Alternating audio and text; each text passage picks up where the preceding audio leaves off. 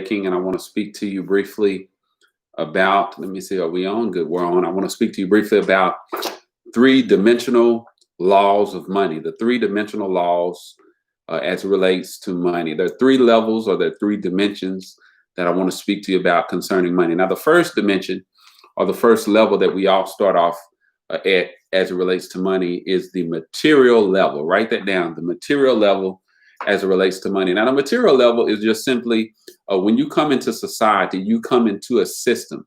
Now, the majority of us, we can all agree that we are all under some kind of mind control as we're learning how to figure out life, as we're learning how to figure out this economy, as we're learning how to establish ourselves as it relates to monetary value in a system that is trying to rob us from our ability to be creative, a system that is robbing us from our ability to be effective. It takes time to really morph and to elevate your consciousness to walk in a higher reality as it relates to money. Now, remember, money operates, number one, on a material level. So that means when you come into society, most of us, we may come from poor families, or we may come from mid-class families, or you maybe even have come from a pretty well-off family, but you wasn't necessarily taught how money works, or you wasn't taught how money is made. And most of us haven't had a really solid teaching and education on as it relates to money. So the first level of money is the material level. Now, the system that we're brought into in America is called the job religion or the job system. And the job system just mainly says that I'm going to trade you time for money. In other words, I need a certain amount of your time so you could help me fulfill the vision and the plan that I have for my job or for my company. And I'm going to give you a job, and I'm going to introduce you to something called a salary or something called a paycheck. Now, remember, I really believe that having a job is very important as you're establishing yourself. Remember, a lot of times people develop out of sequence. They start off at the highest level, or they try to start off at the middle level instead of starting off from ground zero. Remember now, if you didn't grow up in a wealthy family or a rich family, it's not really good to jump from level 1 all the way to level 3. Let's start off at the material level. What that means is let's get some consistent income coming in so we can begin to establish a knowledge base. We can begin to establish our needs being met. You know, when you're struggling every day to pay your rent, when you're struggling every day to pay your bills, to pay your car note, to pay your insurance, when you're struggling as it relates to trying to get your kids health insurance, all of those different things, you need to master that first before you enter into a greater consciousness and level of thought. And the reason why I say that is because, remember, the majority of people stay at the material level. For years, they'll stay in that level. They're struggling. They're trying to find themselves. And I mean, and I'm not trying to be negative. I'm just saying this is what we live in. This is the world that we live in as it relates to monetary value. And sometimes people are in their 50s and in their 60s.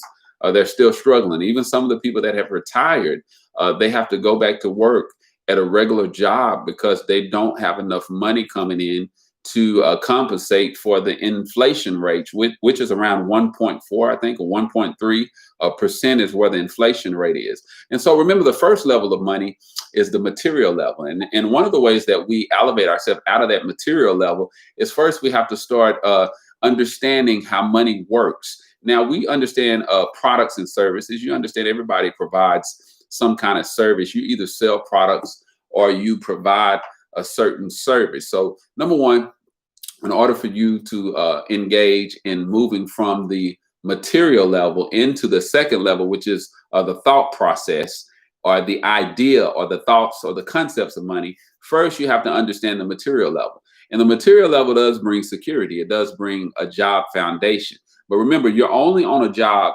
so you can learn what that job is teaching you. Because remember, if I'm on a job and they're teaching me something, there's something I can learn. I can learn ideas. I can learn concepts. I can develop relationships on that material level.